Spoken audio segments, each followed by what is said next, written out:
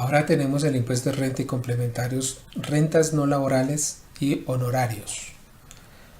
Conforme a la ley 1819 del 2016, curso persona natural, quienes pueden diligenciar el formato 210 no obligados a llevar contabilidad o pueden diligenciar el formato 110 obligados a llevar contabilidad. Las ventajas es que para los obligados a llevar contabilidad podrán descontar todos sus costos, gastos y deducciones teniendo en cuenta únicamente las diferencias frente a las que marca la norma tributaria, mientras que los no obligados a llevar contabilidad, que es el formato 210, solo podrán hacerlo con la norma determinada por la renta cedular con sus limitantes. Estamos en el artículo 340, rentas no laborales, determinación cedular del artículo 330. Rentas no laborales. Las rentas no laborales son todas las demás, dice así, que no se clasifiquen en otra cédula y serán honorarios para esta cédula los percibidos por personas naturales que contraten por al menos 90 días continuos o discontinuos a 2 trabajadores o más, así dice la norma. Para el ejercicio tenemos datos del contribuyente de rentas no laborales. El dato es: el contador Alfredo presta el servicio de contabilidad por honorarios. El contador tiene 6 asesorías contables. Mensualmente factura por cada una de las asesorías contables 2.500.000. Su ingreso anual por estas asesorías contables es de mensualmente 15 millones por 12 da 180 millones. Tiene 3 revisorías fiscales. Mensualmente factura por cada una de las revisorías fiscales 3 millones. Su ingreso anual por las revisorías fiscales mensualmente son 9 millones por 12 da 108 millones, para un total de ingresos brutos de 288 millones de pesos. El contador informa que empezó a recibir arriendos de la oficina durante 6 meses, arriendos de la oficina 2.100.000 por 6 meses, 12.600.000. El contador Alfredo presta sus servicios con otras 2 personas que lo asisten. Los costos de la operación el siguiente: el asistente Carlos recibe un sueldo mensual que anualmente suma 18 millones. El contador asistente Fernando recibe un sueldo mensual de 2 millones que anualmente son 24 millones para un total de gastos de nómina de 42 millones. Paga cesantías de 3.498.600, paga unos intereses de 420.000, paga unas vacaciones de 1.751.000, un valor de prima de 3.502.800, total prestaciones sociales, paga 9.172.800.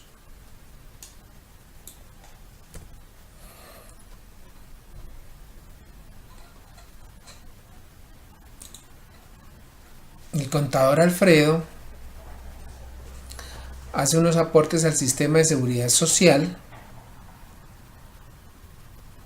por EPS, no aporta nada, seguramente por lo que son menos de 10 salarios mínimos. Pensión, aporta 3.360.000 al año. ARP o ARL 219.240 al año. Por SENA no aporta, por caja de compensación sí, 1.680.000. Para el Instituto Colombiano de Bienestar Familiar no aporta, total aporte 5.269.240. El contador Alfredo se paga un salario mensual. El valor mensual de ese salario son 5 millones, al año son 60 millones. Tiene una bonificación mensual salarial de 1 millón de pesos, al año son 12 millones, para un total de devengo salarial de 72 millones.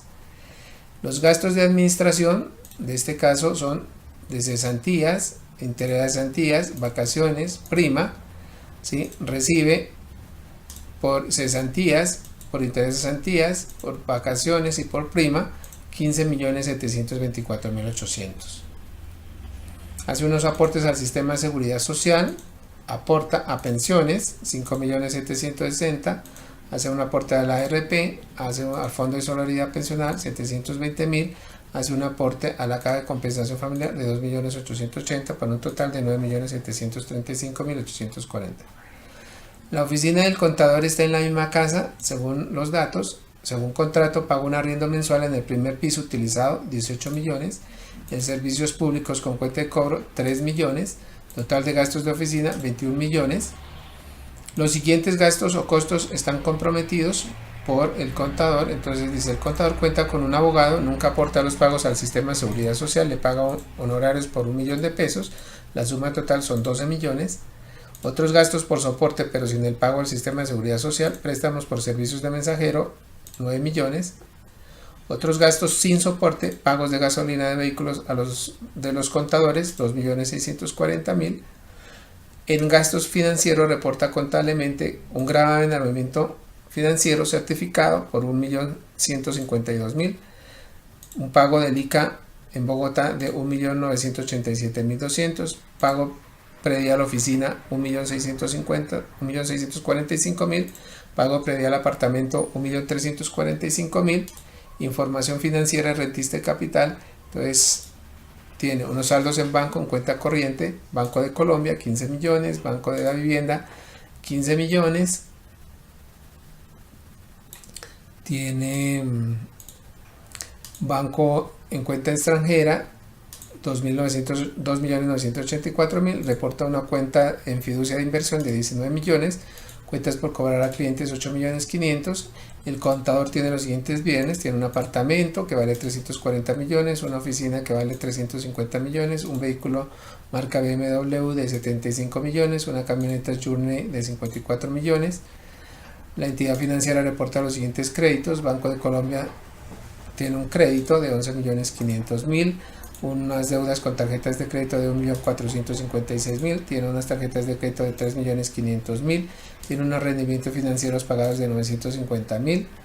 En las declaraciones del impuesto reporta por pagar un IVA de 9.120.000, un ICA por pagar de 331.200, tiene una factura por pagar de una papelería de 1.200.000. En el certificado de retención en la fuente le reportan por honorarios retención de 31.680.000, por rendimientos financieros 38.000 pesos, el patrimonio bruto del año 2016 para efectos de la presuntiva 799 millones, las deudas del año 2016 42 millones, el impuesto neto de renta pagado en el ejercicio 2016 de 6.540.000, y tiene un componente inflacionario para costos y gastos financieros no constitutivos de costo ni gastos de 20.21%. Esto solo aplica para los no obligados a llevar contabilidad.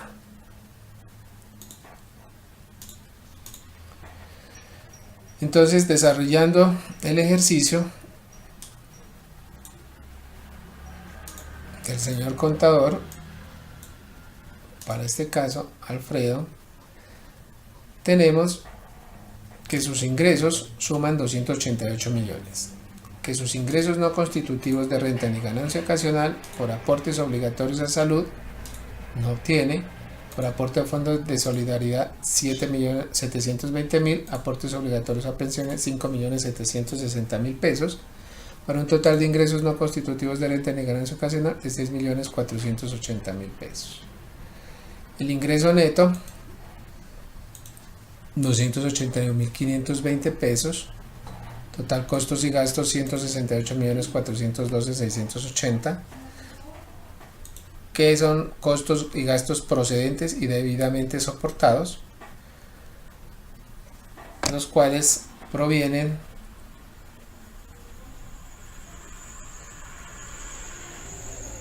de todos estos costos y gastos que él reporta, sin tener en cuenta los que son ingresos no constitutivos de renta ni ganancia ocasional y los que no tienen soporte.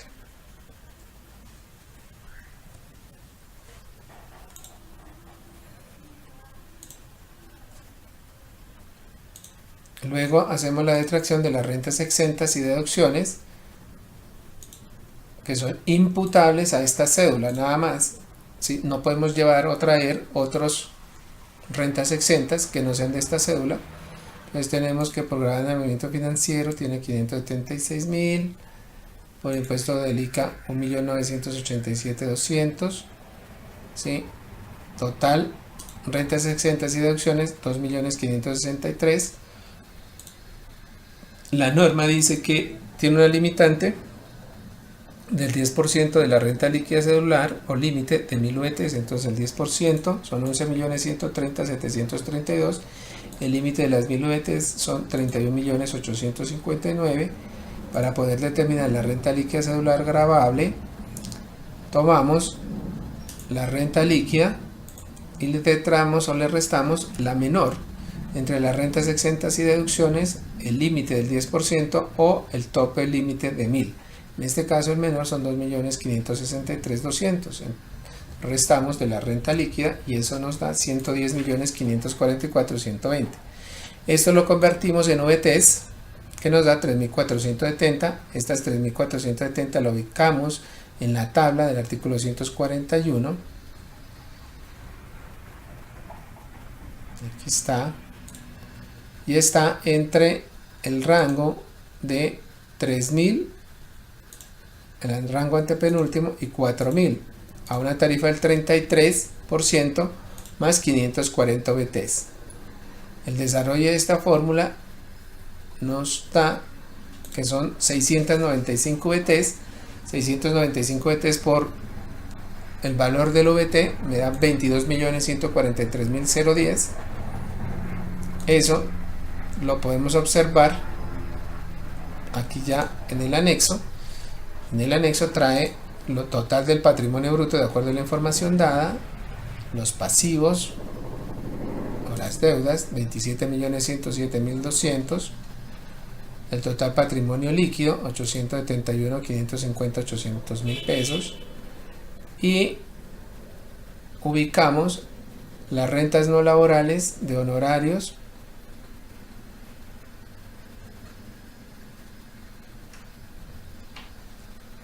y las rentas líquidas de honorarios son así. Colocamos los honorarios que corresponden, en este caso, honorarios con 2 o más trabajadores, 288 millones, y hacemos la detracción de los ingresos no constitutivos de renta, en este caso 6.480.000, que es lo que tenemos acá, ¿sí?, que corresponden a estos tres elementos. Luego tomamos los costos y gastos procedentes,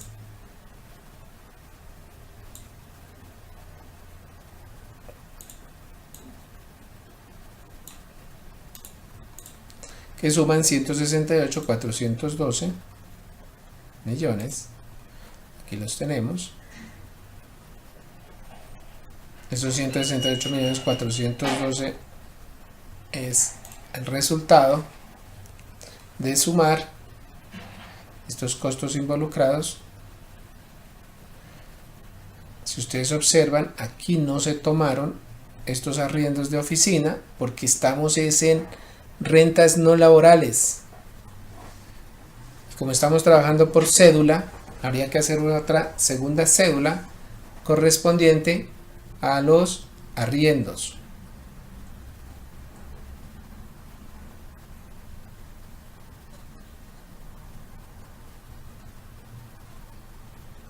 Tampoco se toman estos gastos que están con X porque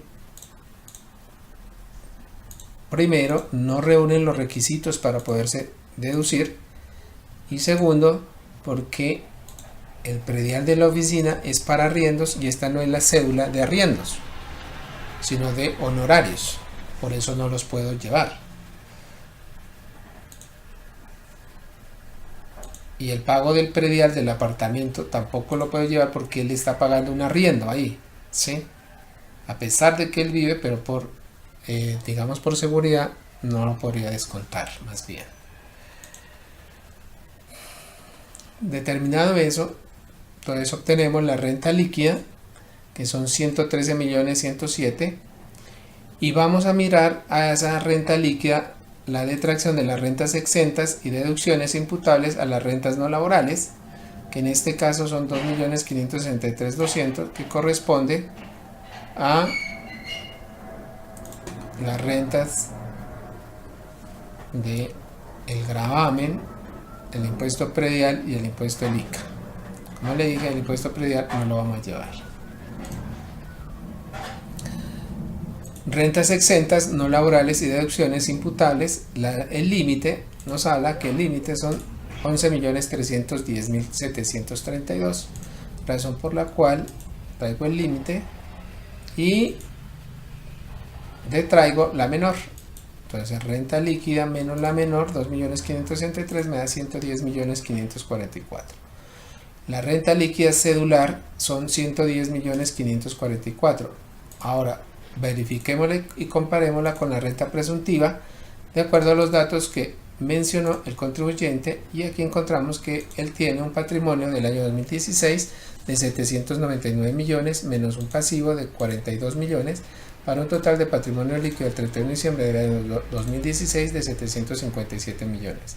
Le quitamos las primeras 8.000 VTs del valor de la vivienda o de habitación, que nos da 254.872, y nos queda una base de cálculo de la renta presuntiva de 502.128.000 pesos. Para aplicar la base mínima de la renta presuntiva, que es el 3.5, sobre la base del cálculo de la renta presuntiva, nos da 17.574. Eso llevado a la renta, aquí la tenemos, de 17.574. Tomamos la mayor entre total de rentas líquidas cedulares y la comparamos con la renta presuntiva. Se toma la mayor, en este caso la mayor es el total de las rentas líquidas cedulares, por lo tanto el impuesto lo calculamos sobre el renglón 76, que son las rentas líquidas cedulares, impuesto sobre la renta líquida cedular de capital y no laboral, 22.143.010 pesos, que es lo que encontramos aquí en el anexo cuando hicimos la depuración de 22.143.010 pesos. Una vez obtenemos el impuesto sobre la renta líquida gravable, podemos descontar unos descuentos que la norma nos permite, unos pagos del impuesto de renta del exterior, sumarle un impuesto de ganancia ocasionales si las hay, en este caso no las hay, para obtener un total de impuesto a cargo de 22.143.000 pesos.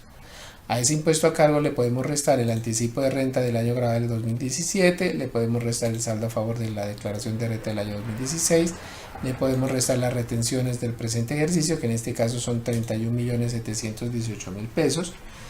Mire aquí que tenemos un impuesto a cargo de 22.143.000 y tenemos unas retenciones de 31.718. ¿Sí? Esa 31.718 me permite que el saldo a pagar del impuesto de renta sea no saldo a pagar del impuesto, sino un saldo a favor. Esta cifra, ¿sí?, no es saldo a pagar porque es cero, ¿sí? Aquí no es saldo a pagar, sino que aquí quedaría un saldo a favor así. ¿Listo?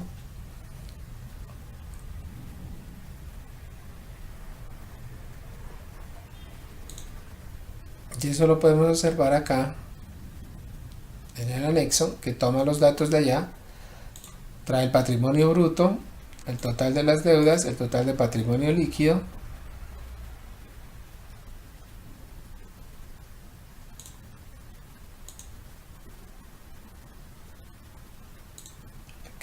aquí está,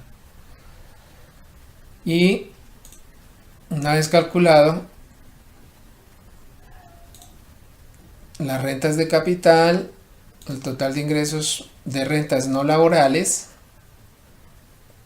detraemos los ingresos no constitutivos de renta ni ganancia ocasional, le quitamos los costos y gastos procedentes y así obtenemos la renta líquida. A esa renta líquida le quitamos las rentas exentas imputables a las rentas no laborales y le quitamos las rentas exentas no laborales y deducciones imputables limitadas, y así obtenemos la renta líquida cedular, que para el caso son 110.544. Una vez obtenemos la renta líquida cedular, la comparamos frente a la renta presuntiva, tomamos la mayor, a esa mayor le calculamos el impuesto de renta, lo determinamos por cédula y determinamos el impuesto sobre la renta líquida gravable. A eso le podemos descontar los impuestos que nos permite la norma, la ley. Por ejemplo, si hay donaciones, irían restando, ¿sí?, para un total de ingresos tributarios por descuentos de tanto. Pero como no los hay, entonces tenemos el impuesto neto de renta de 22.143.000, se mantiene, podría sumarse por los impuestos de ganancias ocasionales y otros descuentos por pagados en el exterior. Total impuesto a cargo 22.143.000. El anticipo de la renta del año grabado de 2017, si lo hubiese, lo podríamos restar. El saldo a favor del año 2016 también lo podríamos restar. Las retenciones del año grabado de 2017 las podríamos restar. El anticipo de renta para el año grabado de 2018 lo podríamos restar, ¿sí? Y las sanciones sumando si hubiesen para el caso. Aquí, como se pudieron dar cuenta, la retención es mayor al impuesto de renta, por lo tanto va a quedar un saldo a favor, ¿sí? Anticipo, miremos el anticipo. El anticipo dice que hay un anticipo de impuesto de renta para el año 2018, sería el impuesto neto de renta, que fueron 6.540.000, el impuesto neto de renta del año 2017 de 22 millones. Por el primer procedimiento nos da un anticipo de 16.607.000, que es el 75%. El segundo procedimiento es la suma de los dos impuestos, el impuesto neto de renta del año 2016, el impuesto neto de renta del año 2017. La suma de los dos nos da 10.756.000, pero como la retención es mayor, el anticipo es negativo, pues aquí en el formato no pasa ningún anticipo, ¿sí? Como se puede observar, anticipo 0, ¿cierto? Y aquí nosotros vemos que queda un saldo a favor de el impuesto de renta, que es el resultado de las retenciones menos el valor del impuesto a pagar, ¿sí? Igualmente acá, ¿sí?,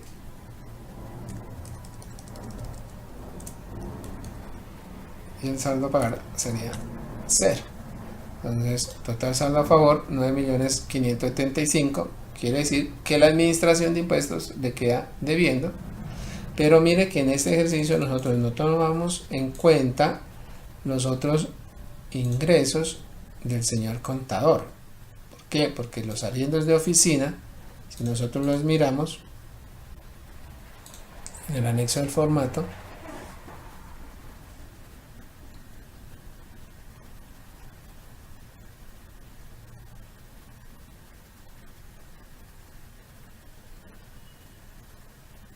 estarían en las rentas de capital, y estas son rentas no laborales.